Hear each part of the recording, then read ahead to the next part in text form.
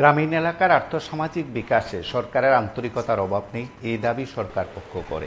কিন্তু রাজ্যের বিভিন্ন জায়গায় গত বেশ কয়েকদিন ধরে আমরা বেশ কয়েকটি সমস্যার কথা তুলে ধরার চেষ্টা করি আপনাদের কাছে।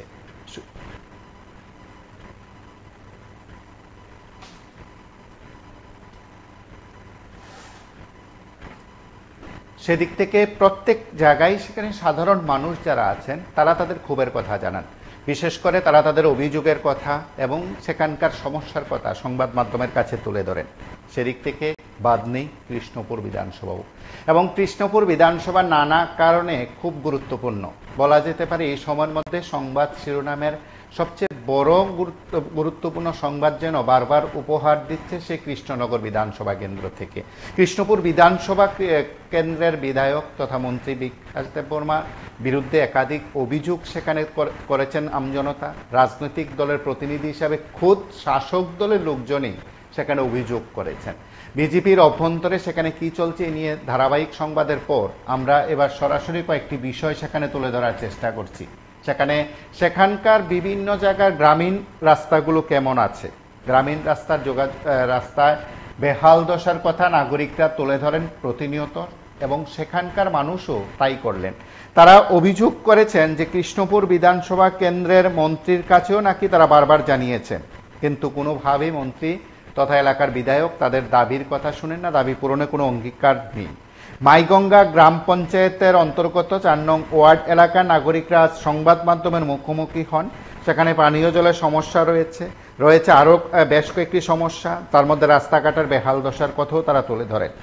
গত বেশ কয়েক বছর ধরে রাস্তাঘাট সহ পানীয় জলের সমস্যায় নাজেহাল জনজীবন, নাগরিকরা অতিষ্ঠ হয়ে পড়েছেন। বারবার তারা জনপ্রতিনিধি, নেতৃত্ব এবং প্রশাসনিক কর্তাদের কাছে জানানোর চেষ্টা করেন মাইগঙ্গা গ্রাম পঞ্চায়েত এলাকার জনগণের কথা পঞ্চায়েত কর্তৃপক্ষ সেভাবে নজর দিচ্ছেন না বলে অভিযোগ করা হয়। সরাসরি কথা বলেন নাগরিক। আমরা নাগরিকদের বক্তব্যের অংশবিশেষ শুনি, তারা সংবাদ মাধ্যমের মুখোমুখি হয়ে কি বলছেন।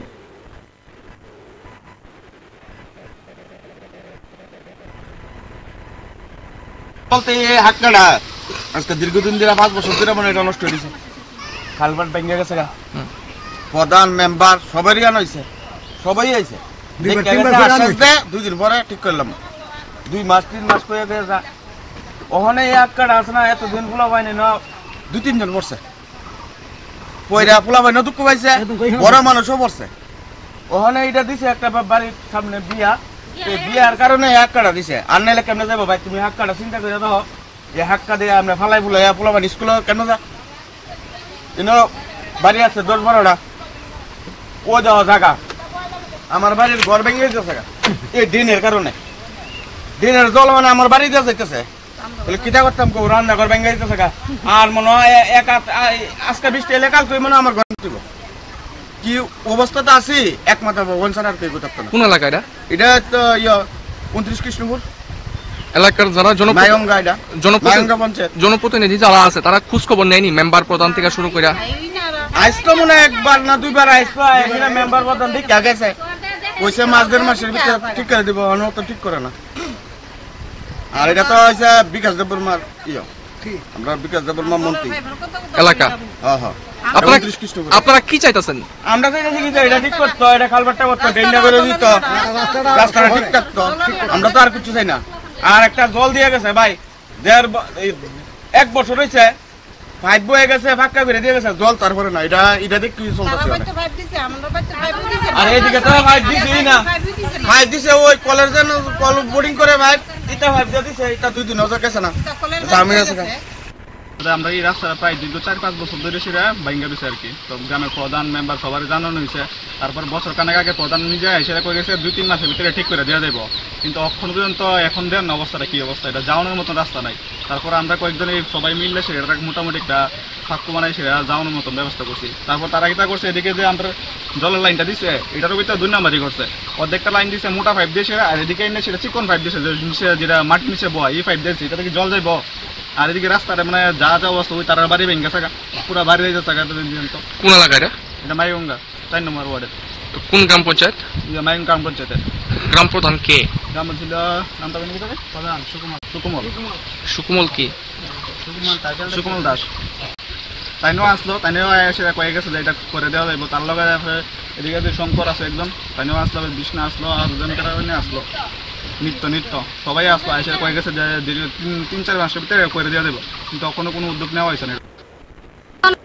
বুট ফাইস আছে অনার আইছে নাকি মনে বেড়া অনায়া দেখে না আমরা কেমন চলি ওখানে কে বিকাশ নেই দেবমা তাই কি আপনার এলাকাতে মন্ত্রী মন্ত্রীর এলাকা নিটা মন্ত্রী নেই চিনেননি তাই আপনারা না এলাকাতে আয় না জনগণে কেমন থাকে